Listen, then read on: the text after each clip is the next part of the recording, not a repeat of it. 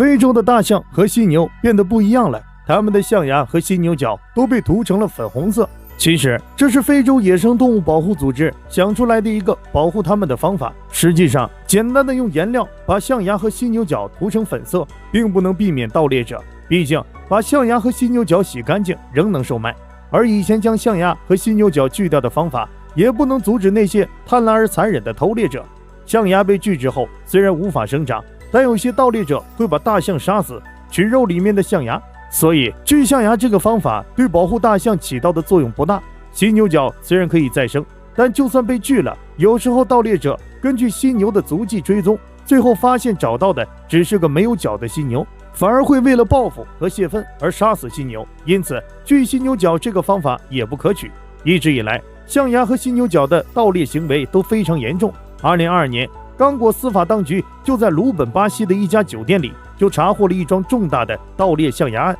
找到了1500公斤的象牙，这说明至少有80头大象遭到非法猎杀。这是非洲近10年来最大的盗猎象牙案之一。就在2021年，在南非就有超过450头犀牛惨遭盗猎者杀害，有189人因为非法盗猎被警方逮捕。即便有护林人员巡逻，还有一些高科技的反盗猎手段，但盗猎行为仍然难以阻止。2017年，法国的一家动物园中就有一只4岁的犀牛被枪杀，犀牛角被切下，可见这些犯罪者的猖獗，连动物园里的动物都躲不过被觊觎的命运，更何况在大草原上生存的大象和犀牛呢？被逼无奈之下，南非野生动物中心的工作人员只能往犀牛角中注射一种毒素，以阻止那些试图用犀牛角作为药材的人的盗猎。这种毒素并不会伤害犀牛，即便是犀牛在打斗的时候受了伤，毒素也不足以产生致命伤害。但这样的犀牛角对于那些偷猎者来说却分文不值。